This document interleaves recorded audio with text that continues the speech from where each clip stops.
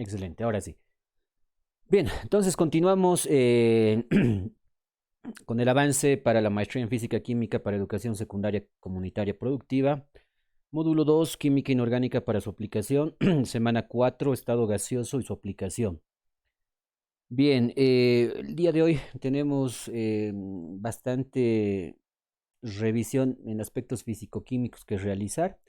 Todo lo referente al estado gaseoso, ¿no? Presión, la ley de Boyle, ley de Charles, temperatura, ecuación combinada, la ley de Avogadro, resumen de las leyes de los gases, determinación de la masa molecular, ley de Dalton, relación masa-volumen, la teoría cinética molecular, difusión y efusión de gases y las desviaciones del comportamiento ideal de los gases. Entonces, bueno, si se han dado cuenta, a lo largo de estas 4 semanas hemos tratado de resumir contenidos amplios, bastante ampulosos, no solamente a nivel o dentro de lo que es el programa en educación secundaria, sino también en lo que concierne a educación superior, ¿no? Primer, segundo año de la universidad se tocan estas temáticas y no se las lleva en un tiempo tan corto como en el que estamos haciendo. Entonces, el texto académico que se ha generado trata de acaparar la mayor cantidad de conceptos posibles. Entonces, eso ha hecho que se genere un documento que lastimosamente, ¿no? Dándole una revisión en detalle, presente ciertos problemas en cuanto a mostrar, ejemplificar ciertos ejercicios, ¿no? Inclusive ciertas teorías y conceptos y demás. Entonces, eso ha sido, creo, un poquito cargado para este módulo. Se ha cargado mucha información en un tiempo, creo, muy corto, ¿no? Entonces, estas actividades, estas revisiones prácticamente han sido maratónicas. Pero es interesante que todos estos contenidos se dividan en dos módulos para poderlos revisar con calma y con el detalle que se requiere. Pero bueno, entonces, de todas maneras estamos cumpliendo lo establecido, ¿no? por los coordinadores y autoridades de la Universidad Pedagógica en relación a esta maestría. Vamos a hablar entonces el día de hoy sobre el estado gaseoso. La pasada semana habíamos revisado lo referente, ¿no? A líquidos sólidos. Hoy estaríamos revisando el tercer estado de la materia importante, ¿no? El estado gaseoso. Bien, el estado gaseoso es un estado de la materia que consiste en el agrupamiento de átomos y moléculas con poca fuerza de atracción entre sí o en expansión. Bueno, la característica del estado gaseoso es que sus moléculas, ¿no? Sus moléculas están muy separadas entre sí. Esto quiere decir que las fuerzas de repulsión son mayores que las fuerzas de atracción. Si me permiten, por favor, un segundito.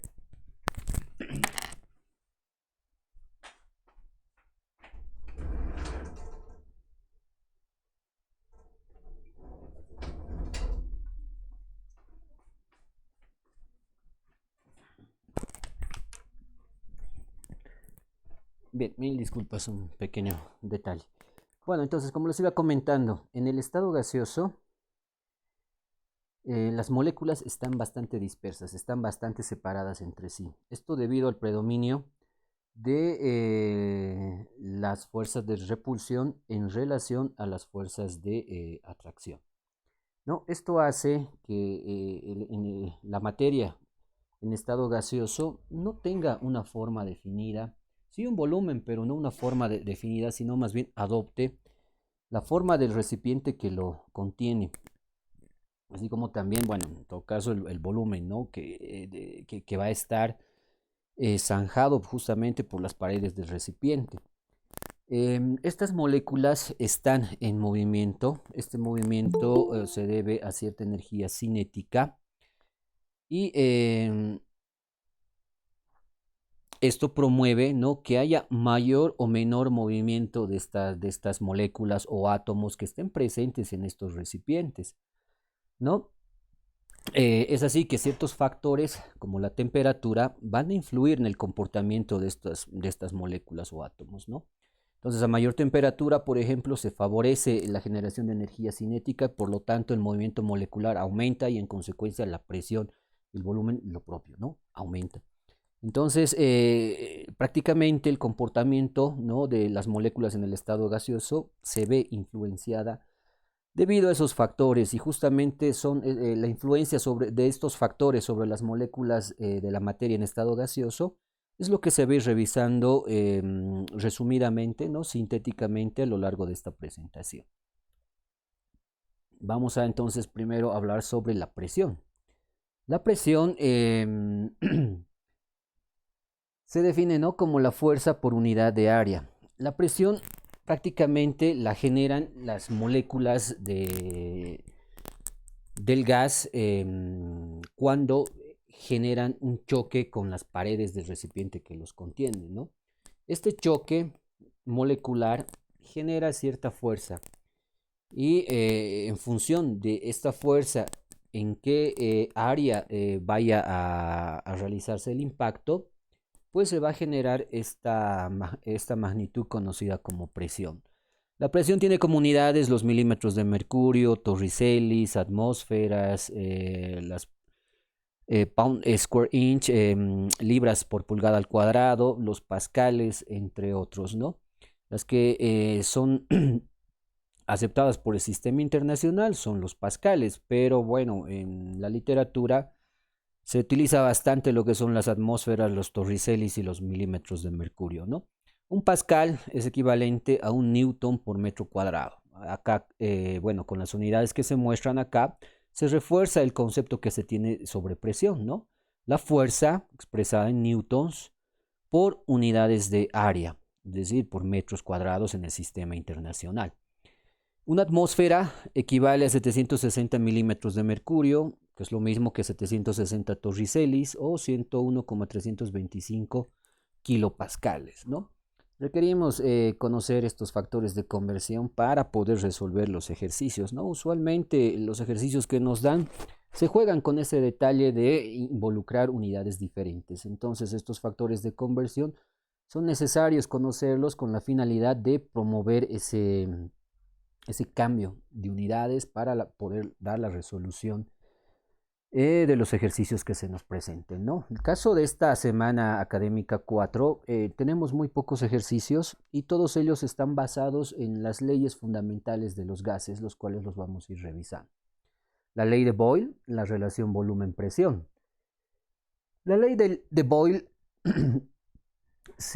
o trata de explicar el comportamiento de las moléculas de un gas ideal a una temperatura constante, ¿no? Entonces acá tenemos que hacer mención a este término gas ideal.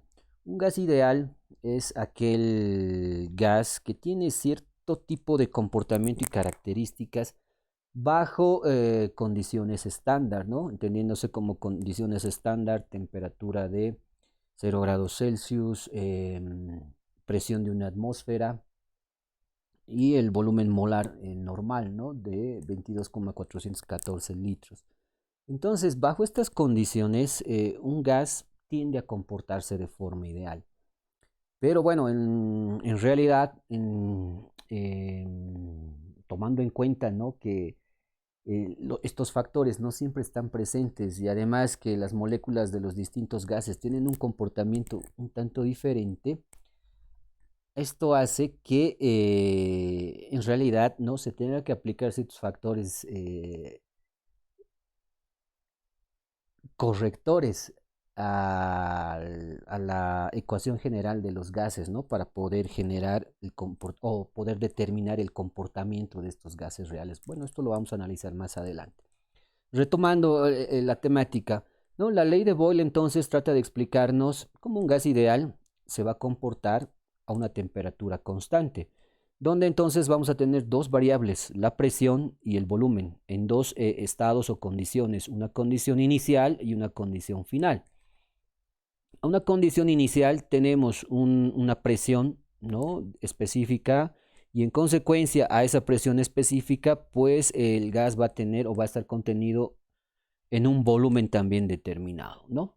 Si pasamos a una segunda condición donde más bien se ejerce mayor presión sobre el sistema, es decir, la presión 1 va a ser menor a la presión 2, pues nos vamos a encontrar con que el volumen, ¿no?, el volumen va a disminuir. De tal manera que se va a generar, ¿no?, una relación inversamente proporcional entre el volumen y la presión. De tal manera que en la imagen que tenemos acá en pantalla, el volumen 1 va a ser mayor al volumen 2, ¿no?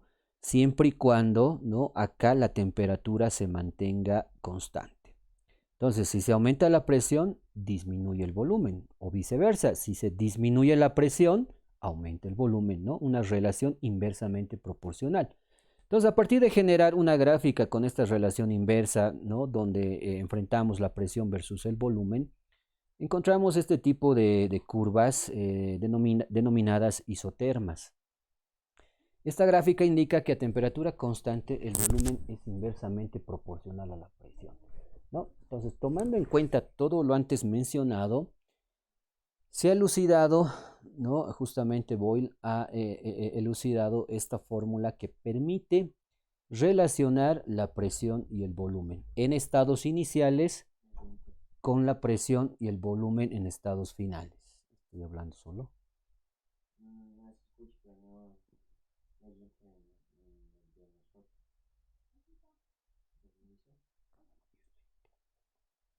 Desconectar el cable y volverlo a conectar, pero el LAN, no el de la compu.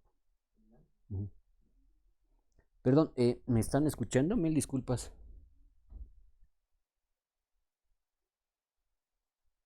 Hola. Sí, dicen. Ah, ya, excelente. Positivo. Mil disculpas, que acá me informan que habíamos estado sin internet. Bueno, debe ser el problema en esa computadora. Bien, bueno, entonces Boyle nos elucida, ¿no?, esta fórmula donde podemos relacionar la presión y volumen en dos estados diferentes, ¿no?, inicial y final, considerando que la temperatura para este caso tiene que ser necesariamente constante.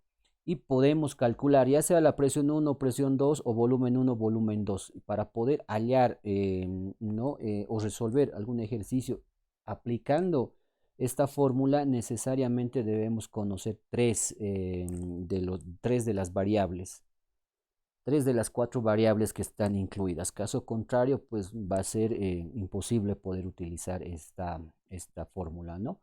A veces nos juegan con la inclusión de densidades, ¿no?, pesos moleculares, masas y demás, que, bueno, se van a tener que hacer cálculos previos, ¿no? En cuanto, bueno, conociendo también el valor de estas relaciones, ¿no? Densidad igual a masa sobre volumen, N o número de moles igual a masa sobre peso molecular, etcétera, que en un caso va a ser necesario hacer tal vez un paso previo para poder, ¿no?, utilizar esta fórmula. Bien. Bueno, la siguiente ley es la ley de Charles, la relación volumen-temperatura y escala de temperatura absoluta. En este caso, para la ley de Charles, de los tres factores que se han mencionado, volumen, presión y temperatura, la presión se mantiene constante. Bien, entonces lo que va a variar son los otros dos factores, el volumen y la temperatura. En condiciones iniciales,